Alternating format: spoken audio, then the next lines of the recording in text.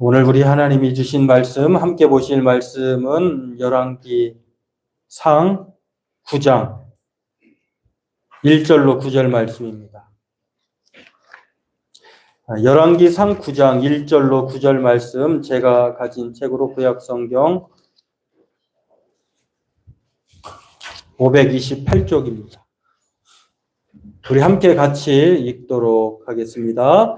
솔로몬이 여호와의 성전과 왕궁 건축하기를 마치며 자기가 이루기를 원하던 모든 것을 마친 때에 여호와께서 전에 기브온에서 나타나심 같이 다시 솔로몬에게 나타나사 여호와께서 그에게 이르시되 내 기도와 내가 내 앞에서 간구한 바를 내가 들었은즉 나는 내가 건축한 이 성전을 거룩하게 구별하여 내 이름을 영원히 그곳에 두며 내 눈길과 내 마음이 항상 거기에 있으리니 내가 만일 내 아버지 다윗이 행함같이 마음을 온전히 하고 바르게 하여 내 앞에서 행하며 내가 내게 명령한 대로 온갖 일에 순종하여 내 법도와 율례를 지키면 내가 내 아버지 다윗에게 말하기를 이스라엘의 왕위에 오를 사람이 내게서 끊어지지 아니하리라 한 대로 내 이스라엘의 왕위를 영원히 견고하게 하려니와 만일 너희나 너희 자손에 나주 돌아서서 나를 따르지 아니하며 내가 너희 앞에 둔 나의 계명과 법도를 지키지 아니하고 가서 다른 신을 섬겨 그것을 경배하면 내가 이스라엘을 내가 그들에게 준 땅에서 끊어버릴 것이요 내가 거룩하게 구별한 이 성전이라도 내 앞에서 던져버리리니 이스라엘은 모든 민족 가운데서 속담거리와 이야기거리가 될 것이며 이 성전이 높을지라도 지나가는 자마다 놀라며 비웃어 이르되 여호와께서 무슨 까닭으로 이 땅과 이 성전에 이같이 행하셨는고 하면 대답하기를 그들이 그들의 조상들을 애굽 땅에서 인도하여 내신 그들의 하나님 여호와를 버리고 다른 신을 따라가서 그를 경배하여 섬김으로 여호와께서 이 모든 재앙을 그들에게 내리심이라 하리라 하셨더라. 아멘. 네, 우리 함께 서로 인사하도록 하겠습니다. 잘 오셨습니다. 주님의 이름으로 사랑합니다. 오늘도 행복하십시오. 네, 우리 하나님이 함께 하신 줄로 믿습니다.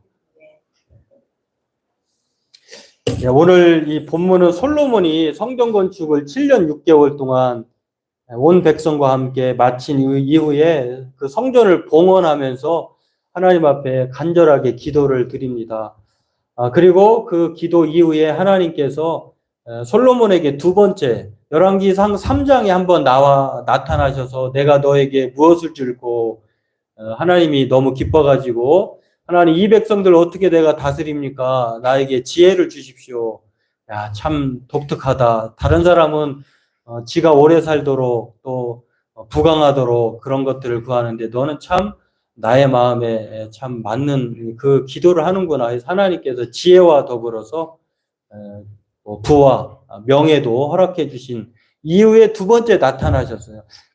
하나님이 뭔가 우리에게 복을 주시기 위해서는 이렇게 특별한 이 섭리가 있는 것 같아요. 하나님이 꿈에 나타나든지 또 말씀으로 여러분과 만나시든지 또 육성으로 여러분에게 들려주시든지 이러한 상황이 솔로몬에게 두 번째 이루어졌는데 오늘 이 두 번째 시간이 오늘 나타나셔서 그래? 그렇다고 하면 네가 그렇게 간절히 기도하는 거 바라는 소원을 내가 들어줄 텐데 그렇다고 하면 네가 이렇게 살면 내가 이러한 것들을 해주마 이렇게 약속한 내용 다시 말해서 기준을 제시하시고 그 기준을 고수하고 유지하면 하나님께서 너의 이름 내 뜻대로 평안과 복을 주실 것이다 라고 하는 내용이 오늘 본문의 내용입니다. 네, 솔로몬이 하나님 앞에 간구한 것들이 있는데요. 왕으로서 백성들이 영원히 행복하도록 서로 분쟁하지 않고 싸우지 않고 또 기도한 것들대로 하나님이 들어주시고, 심지어는 이방 사람들조차도 그 성전을 향하여 성전 앞에 나와서 기도하면 들어주시는 그 은혜까지 또 포함해서 자신의 왕위가 다윗에서부터 시작되어 가지고 계속해서 다윗의 혈통이 왕이 되는, 끊어지지 않는 그런 견고한 왕위까지, 또 더불어서 또 유일하신 하나님이라고 하는 유일신 신앙을 믿음으로 지키도록 이 기도한 것들을 하나님이 기준을 지키면 들어주신다라고 하는 말씀이 오늘 본문의 내용입니다. 다시 말해서 기준을 지킨다고 하는 것, 기준을 가진다고 하는 것, 기준을 고수하고 유지한다는 것이 얼마나 중요한지 오늘 성경 우리에게 가르쳐 주는데, 오늘 이것을 살펴보고 은혜 나누기를 원합니다. 우리가 잘 아는 이 솔로몬은 이스라엘의 통합왕 중에 세 번째 왕이에요. 베냐민 지파의 사울 왕, 그 다음에 아버지 다윗, 그 다음에 솔로몬이에요. 이 솔로몬 이후에 다시 나라가 남과 북으로 나누어지는데, 아무튼 이 솔로몬까지 이 왕국이 분열되지 않았다고 하는 것입니다. 그런데 솔로몬이나 다윗을 살펴보면 참 하나님으로부터 많은 사랑과 은혜를 받았다라고 하는 것을 알 수가 있는데, 특별히 솔로몬 같은 경우는요, 그의 이름의 뜻이, 사실은 솔로몬이 자기의 형이 있을 뻔했어요. 그런데 밧세바라고 하는 다윗 왕이 자기의 충신, 그 아내를 자기의 후궁으로, 자기의 아내로 삼아가지고, 이렇게 벌어진 일들을 아무도 몰랐죠. 하나님이 아셨잖아요. 그래가지고, 나단 선지자로 말미암아 그의 죄를 질책하는데, 그의 밧세바와 함께 자신의 권력을 사용해서 그 아이를 가진 그 아이는 사실 태중에서 사라지게 돼요. 죽게 되었어요.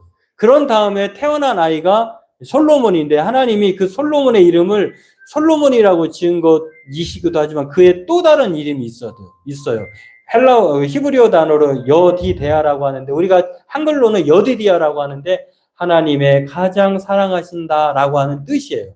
하나님이 가장 사랑하신, 솔로몬의 이름이 두 가지가 있는데 다윗이 지은 이름이 있고 하나님이 부르시는 이름이 있어요. 여디디아라고 하는 이름인데, 바로 하나님의 사랑을 많이 받은 자, 그 이름에 걸맞게 하나님은 이 솔로몬에게 많은 사랑을 베풀어 주셨다라고 하는 것입니다. 그 중에 하나가 솔로몬의 왕국이, 성전이 지어졌다라고 하는 것. 그 전에는 하나님이 어디에 임재했냐면 회막, 성막, 이동식 텐트에 법궤와 함께 상징적으로 임했는데, 이제는 건물로 지어진 거예요. 이러한 복을 받은 사람이 이 솔로몬인데, 바로 그렇다고 하면 하나님께서 솔로몬에게 오늘 그에게 더 많은 사랑을, 더 큰 은혜를 베푸시기 위해서 제시하신 기준이 있는데, 그 기준이 무엇인가? 오늘 이것을 하나님 앞에 오늘 성경을 통해서 살펴보고 은혜 나누기를 원합니다. 그것은 다름 아닌 하나님이 오늘 우리에게 그 솔로몬에게 제시해준 1절에서 9절의 내용을 보면은, 하나님께서 솔로몬에게 제시해준 기준은 뭐 긴 것 같지만 한 줄로 딱 줄이면 하나예요. 그냥 간단해요. 네 아버지처럼 살아. 네 아버지 다윗처럼 살아라. 이거예요. 왜 그러냐면 오늘 본문 4절에 보면은 내가 만일 내 아버지 다윗이 행함같이 이렇게 나와요. 다윗이 살던 대로 살았다고 하면, 네가 온갖 그 말씀대로 살면 너의 왕위가 견고하게 될 것이다. 이렇게 말씀해 주었어요. 한마디로 다윗처럼 살면, 아버지처럼만 살면 너가 사랑 많이 받을 거야. 큰 은혜 받을 거야. 이렇게 말하고 있다는 것입니다.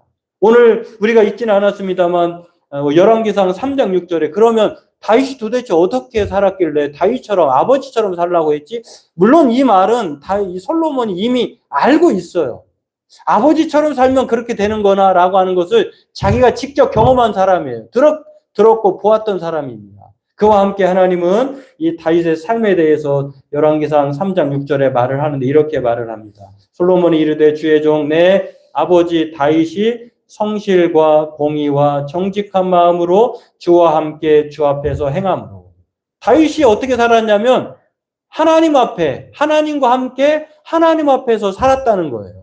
다시 말해서 하나님이 이 솔로몬에게 제시해 주는 기준은 하나님 앞에서 하나님과 함께 살라. 다윗이 그렇게 살았다는 거예요.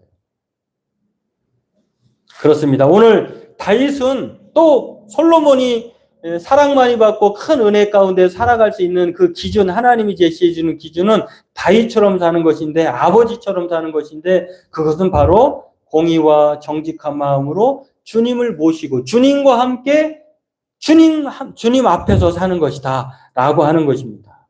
오늘 이 본문에서 우리에게 말하고 있는 이 9장 4절의 본문의 내용을 보면은요, 또 3장 6절에서 말하고 있는 내용을 보면은 온전히 쫓았다, 바르게 하였다라고 하는 단어가 나오는데, 온전히와 바르게 하던 단어는 같은 단어는 아니지만 뜻은 같아요. 온전이라고 하는 말 히브리어 뜻도 올바르다, 또 바르게 하여라고 하는 뜻도 올바르다라고 하는 단어는 다르지만 의미는 같다라고 하는. 다시 말해서 이 다윗이 어떻게 살았냐면 하나님 앞에서 올바르게 제대로 살았다. 하나님과 함께 하나님 앞에서 살았다. 이렇게 살면 너도 그렇게 하나님의 사랑을 받을 것이다 라고, 그것을 고수해라, 유지해라, 지켜라, 이렇게 말하고 있다라고 하는 것입니다. 그렇습니다.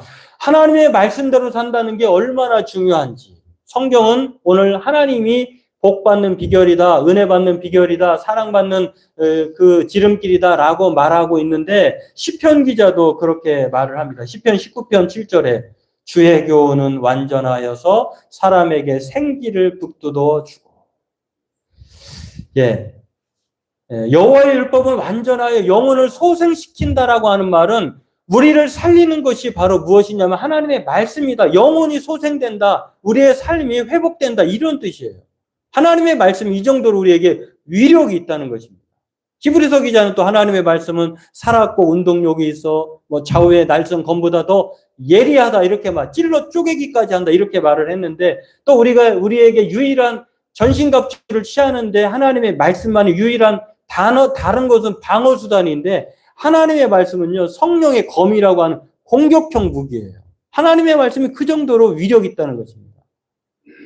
성경의 기준을 고수하지 않고 다른 기준을 고집하다 빠르게 망한 사람이 있어요. 그 사람이 누구냐면 솔로몬 이후에 솔로몬의 아들 르호보암과 솔로몬의 신하였던 느밧의 아들 여로보암이 있는데, 바로 그 여로보암이 그 빠르게 하나님의 기준을 지키지 않고 망한 사람인데요. 기준 미달자죠. 함량 미달자인데, 솔로몬에 이어가지고 그 10개의 지파의 나라의 우두머리가 되었어요. 곧 하나님의 통치를, 이스라엘을 전체를 다스릴 수 있는 유일한 왕이 될 수 있는 사람이었는데요. 그러나 그는, 느밧의 아들 여로보암은 기준을 지키지 않아가지고 빠르게 망했던 사실을 성경은 기록하고 있습니다. 그게 바로 열왕기상 12장 25절에 나와 있는데, 그가 왕이 되어서 남과 북이 나눠졌는데 더 많은 민족과 더 많은 지파를 소유한 왕이 어떻게 보면 흡수할 수 있을 수도 있었어요. 그러나 여로보암은 그가 왕이 되어가지고 가장 먼저 행한 일이 무엇이었냐면요, 가짜 신을 만듭니다. 애굽에서 섬겼던 이 송아지를, 금송아지를 2가지를 만들어가지고요, 베델과 단, 가장 북과 남쪽에 남유다로 백성들이 넘어가지 않도록 송아지를 만들어가지고 이게 너희들의 신이다, 이렇게 말을 했어요. 그러니까 얼마나 이스라엘 백성들에게는 하나님이 보이지 않는 하나님이시고 또 성전에만 임하시니까 얼마나 여러분도 하나님을 보고 싶을 거 아니에요. 그런데 누가 신뢰할 만한 지도자가 나와가지고 이게 우리의 신이야 라고 형상을 만들어 놓으면 얼마나 혹하겠어요. 이 일을 누가 했느냐? 여로보암이 했다는 것입니다. 뿐만 아니라 그는 원하는 사람, 일반 백성 중에서 제사장들이 아론 레위 지파에서만 뽑아야 되는데, 손들어, 나 대사장 되고 싶어. 그러면 그 사람을 뽑아가지고 제사장을 삼았다는 거예요. 참 얼마나 어처구니 없는, 기준이 없어요, 기준이. 자기가 기준이에요. 송아지를 만들어서 이게 신이다라고 말하고, 자기가 또 원하는 사람을 손들어 해가지고 자기의 마음에 맞는 사람을 제사장으로 삼고, 이런 일을 행하였기 때문에 하나님이 그냥 내버려 두시겠습니까? 네가 비록 네 스스로 어떻게 민심을 얻어서 왕이 되었다 할지라도 나는 너를 인정하지 않는다. 자기 마음대로 또한 절기를 정합니다. 유대 하나님이 지키라는 유월절도 있고 77절도 있고 5대 대사 7대 절기가 있는데, 그런 절기를 완전히 무시해가지고 자기가 절기를 정하는 거예요. 이러다 보니 이렇게 기준을 지키지 않는 여로보암에게 성경은 그가 이 일로 집의 죄가 되어 그 집이 땅 위에서 끊어져 멸망하게 되었다라고 그에 대한 평가를 열왕기상 13장 34절에 말하고 있다는 것입니다. 여러분, 1970년대에 이현주 선생님이 쓴 단편동화 알게 뭐야라고 하는 그 에세이집이 있어요. 단편동화가 있는데 이 세태를 풍자한 내용인데 참 재밌는 얘기예요. 밀가루를 실은 트럭과 또 시멘트를 실은 트럭이 앞서거니 뒤서거니 하면서 목적지를 향하여 갑니다. 그런데 가다가 보니 오줌이 소변이 마려웠어요. 그래서 요즘 같은 뭐 휴게소 같은 데 섰겠죠. 서가지고 소변을 보고 차에 올라탔습니다. 그런데 한참을 가다가 보니까 차가 바뀐 거를 안 거예요. 왜냐하면은 차종이 똑같았어요. 그냥 실은 것만 다를 뿐이 차종이 똑같아서 밀가루를 실은 그 차와 또 시멘트를 실은 차가 똑같아서 뭐 가다 보니 차가 바뀐 것을 알면서도 이 사람의 마음속에 두 운전기사가 한 명이라도 안 되지 하고 돌아왔으면은 뭐 이렇게 바뀌었을 수도 있는데 둘 다 동일하게 출발하면서도 뭐 알게 뭐야 하고 그냥 간 거예요. 알게 뭐야 라고 하면서 내 것도 아닌데 뭐 내가 뭐 나는 날아다 주는 거면 내 것도 아닌데 뭐. 그래서 밀가루를 기다리는 곳에 뭐가 도착했냐면 시멘트가 도착했고 시멘트를 기다리는 곳에 밀가루가 도착했어요. 그래서 황당하잖아요. 과자를 만들어야 되는데 시멘트로 만들어야 되고 집을 지어야 되는데 밀가루를 짓게 됐는. 근데 거기서도 문제는 운전사도 알게 뭐야 했던 그 말이 도착한 장소에서도 똑같이 일어났어요. 알게 뭐야. 여러분 상상을 해보세요. 밀가루로 집을 만들었다. 무너지기 뭐 일보 직전인 그냥 무너지는 거죠. 지을 수도 없어. 과자로 시멘트로 과자를 만들었다. 먹어서는 죽는 거죠. 참 이 세태를 실제로 일어난 일은 아니지만 누구 한 사람이라도 알게 뭐야 라고 하는 말을 안 했더라면 아니야 알아야 돼 라고 했다고 하면 이런 일은 뭐 물론 실제로는 일어난 일이 아닙니다만 누구 한 사람이라도 이러면 안 되는데 윤동주 시인의 서시가 있어요. 우리가 잘 아는 죽는 날까지 하늘을 우러러 한 점 부끄러움 없기를. 뭐 우리 중고등학교 때 뭐 많이 외우기도 했던 한 번쯤 봤던 시이잖아요. 이분의 그 핵심이 뭐냐면 별을 노래하는 마음으로 모든 죽어가는 것을 사랑해야지. 그리고 나한테 주어진 길을 걸어가야 하겠다. 이 윤동주 시인의 아주 그 암울한 시대, 일제시대 그 암울한 강점기 시대에 그 자신의 우리의 그 마음을 표현한 거잖아요. 비록 죽음이 기다린다 할지라도 나는 잎새이는 바람에도 나는 끝까지 죽어가는 것을 사랑한다. 결연한 의지예요. 자신의 결단, 흔들리지 않겠다. 조병화 시인의 나 하나의 꽃이 되라고 하는 피어라고 하는 이 시가 있는데요. 이 시를 한번 여러분 보세요. 나 하나 꽃 피어 풀밭이 달라지겠느냐고 말하지 말아라. 네가 꽃 피고 나도 꽃 피면 결국 풀밭이 온통 꽃밭이 되는 것 아니겠네. 여러분 나 하나쯤이야 라고 이렇게 방관하지 말라는 거예요. 나 하나가 그 풀밭에 꽃이 되면 그 풀밭이 온통 꽃이 될 수 있다는 것. 안 돼. 나 혼자 힘으로는 안 돼. 라고 하는 것이 아니라 이 두 시가 우리에게 말해주고 있는 것은 나 하나쯤이야 또는 뭐 알게 뭐야 그렇게 말하지 말고 우리 한 사람이 모든 것들을 대신할 수 있다라고 하는 그 마음을 가지고 죽어가는 것을 사랑하겠다고 하는 이 결단, 나 하나 꽃 피어 그 마음으로 살아야겠다고 하는 그러한 마음. 오늘 이 기준을 오늘 우리에게 솔로몬에게 제시하듯이 하나님 우리에게 이 기준을 바라신다라고 하는 것입니다. 내가 변하면, 내가 기준을 가지면, 내가 기준을 고수하면 하나님은 세상을 변화시킬 수 있다는 것입니다. 한의사 황인태 박사가 있는데 이분이 치매를 예방해주는 3가지 실천법을 그 책에서 기록을 했어요. 3가지 실천법 무엇이냐? 하나는 건강한 식습관, 두 번째는 맨발로 걷기, 그리고 좋은 잠. 제가 아는 어느 그 지병이 있으세요. 그 당뇨가 있으신데 그 교회 섬기시는 장로님이 목사님 건강하셔야 됩니다 해가지고 자기가 실제로 경험자래요. 본인도 장루가 있으시대요.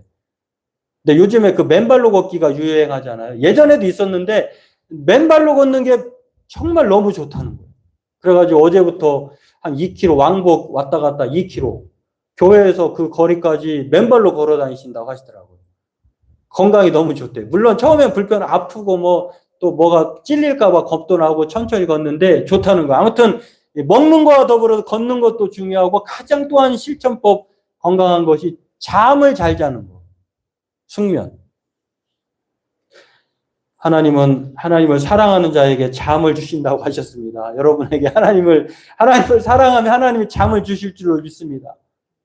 오늘 이것뿐만 아니라 뭐 일본 내과 의사 가지히로가 쓴 병의 90%는 걷기만 해도 낫는다라고 하는 이런 여러 가지 일들, 우리가 정말 육신의 건강을 위해서 이런 기준을 지킵니다. 예수님이 우리에게 또 하나의 기준을 제시해 줍니다. 사람이 떡으로만 사는 것이 아니야. 이렇게 건강하기 위해서 기준을 지키는 것도 사는데 우리가 육적인 존재뿐만 아니라 영적인 존재라는 거예요. 그러면서 예수님이 광야에서 40일 동안 시험 받으실 때 마귀에게 뭐라고 얘기하냐면 사람이 떡으로만 살 것이 아니라 하나님의 입으로 나오는 말씀으로 살아야 된다라고 하는 말을 전해주었다고 하는 것입니다. 연미솔이라고 하는 사람, 여러분은 아실 수도 있겠어요. 연미솔. 돈 많은 언니인데요. 유튜버이기도 하고 신앙 에세이를 최근에 썼는데 버려지는 시간은 없다라고 하는 책을 썼어요. 이분이 대한민국에 떠오르는 이 동기부여가라고 해요. 자기개발자, 동기부여자, 또 이 동반 성장 플랫폼, 자기만 먹고 잘 사는 것이 함께 먹고 잘 사자 하는 그런 이 플랫폼 그 플리크 대표이기도 한데 이분이 청소년기에 신용불량, 부모님이 사업을 하다가 실패해서 신용불량자가 됐어요. 어머니는 가사노동자. 지금으로 얘기하면은 오늘 그렇게 말하고 뭐 파출부나 그런 일을 하셨는데요. 이분이 가난을 정말 지독하게 앓았던 사람인데 또 고등학교 때 이런 일이 벌어졌으니 대학의 그 스펙도 진짜 차고 넘치도록 스펙을 많이 쌓았다고 하는데 이력서를 넣는 것만 해도 수백 군데였다고 해요. 그러나 그를 채용한 곳은 없어요. 비정규직으로 40만 원 받으면서 대학교 졸업하면서 생활을 했다고 해요. 10년 넘게. 근데 그럼에도 불구하고 환경은 어려웠지만 투철한 기독교 신앙을 물려받았다고 해요. 그 덕분에 자기는 비관하지 않았다고 합니다. 그래서 하나님은 나의 가난도 재료를 쓰셨다. 그러니까 우리가 이렇게 생각하면 좋을까? 나는 왜 불행할까? 나는 왜 이렇게 힘들까? 나에게 하나님은 왜 이런 가시를 주셨을까? 왜 내가 이런 십자가를 져야 할까라고 생각할 수 있는데 하나님은 그것조차도 재료로 사용하신다. 그런 찢어지게 그 고통스러웠던 불행했던 시절이 없었다고 하면 이런 행복한 시절이 없었을 것이라고. 하나님은 그것을 재료로 사용하셨는데 무신론자 남편을 결혼하기 전에 만났다고 합니다. 다행히 이제 남편이 신앙을 갖게 되었고 크리스찬으로 현재 발전되고 있는 진행형의 사람인데 이분이 남편이 성경을 일독을 한 이후에 그 아내에게 말하더라는 거예요. 아내가 동기부여자라고 했잖아요. 자기 개발을 이끄는 사람이라고 했잖아요. 내 아내에게 하는 말이 이거 완벽한 자기 개발서인데 이런 말을 하더라는 거예요. 예수님이 하라는 것 열심히 하고 하지 말라는 것 안 하면 인생 성공할 수 있다라고 하는 것을 성경 일독한 사람이 아무것도 몰랐던 사람이 그렇게 말하더라는 거예요. 그게 돈이든 인간관계든 뭐든 말이야. 예수님이 하라고 하면 하고 하지 말라고 안 하면 성공할 수 있다는 거예요. 그러면서 내가 당신을 10년 넘게 지켜보면서 나는 그것을 다시 한번 확인했어. 이 안 믿는 남편이 성경을 한번 일독을 하더니 그런 말을 하더래요. 디모데후서 3장 16절에 이렇게 말합니다. 모든 성경은 하나님의 감동으로 된 것으로 교훈과 책망과 바르게 함과 의로 교육하기에 유익하니 이는 하나님의 사람으로 온전하게 하며 오늘 온전하였다라고 하는 다윗이 그 행함이 온전하였다 하는 것처럼 이 성경은 우리로 하여금 하나님의 사람으로 하여금 온전하게 하는 거예요. 어떤 온전함입니까? 하나님의 사람으로서 이 온전하다라고 하는 뜻이 바로 꼭 맞는 완벽한 그 하나님의 사람은 꼭 맞는 그런 사람이 되기 위해서는 성경을 읽어야 된다는 거예요. 알아야 된다는 것입니다. 우리 인생은 하나님 빼놓고는 설명할 길이 없어요. 물론 하나님이 함께 하시는 삶이라고 해서 연미솔처럼 지금은 1억 5천이 한 달에 꼬박꼬박 통장이 찍힌다고 해요. 무려 250배인가 넘게 40만 원 받았던 사람이 다 그렇진 되진 않아요. 사실 연미솔처럼 그렇게 1억이 넘는 그 월봉을 받는 사람 있을 수는 있지는 않는데, 그럼에도 불구하고 하나님은 하나님이 함께 하시는 삶이 반드시 이렇게 성공과 부로 연결되진 않지만, 그러나 사람마다 다를 수 있어요. 하나님은 다르지만, 그러나 하나님은 우리를 향한 각 사람을 향해서 완벽한 계획을 하나님의 시간표에 따라서 가지고 계신다는 거예요. 좌절하지 마세요. 여기가 인생의 끝이 아니에요. 종착점이 아니라는 것입니다. 목사로서 가장 성도들에게 들려오는 소식이 어떤 소식이 좋은 것 중에 하나냐면, 내가 누구를 위해서 이렇게 했어요 라고 할 때 참 그때 너무 기뻐요. 내가 누구로부터 도움을 받았어요 라고 하는 그것도 좋은 것이지만, 내가 누구에게 이렇게 해줄 수 있어서 좋았어요 라고 할 때 참 그 마음, 왜냐하면 그 마음 속에 하나님의 역사가 있기 때문에. 하나님은 언제일지 확실히 알 수 없지만 그의 보살핌은 반드시 우리의 삶의 곳곳에 드러난다고 하는 사실을 믿으시길 바랍니다. 오늘 하나님은 주리를 바라보는 사람, 의지하는 사람에게 수치를 당하지 않게 하시겠다고 금요 기도의 말씀 중에도 25편 10편 3절에 말을 합니다.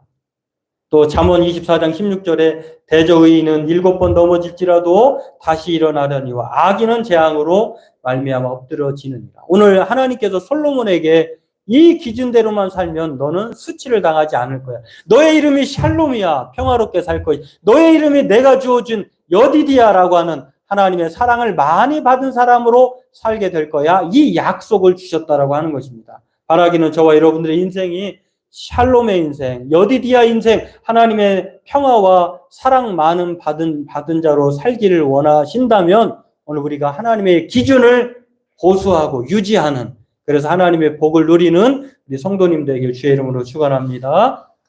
기도하겠습니다. 하나님,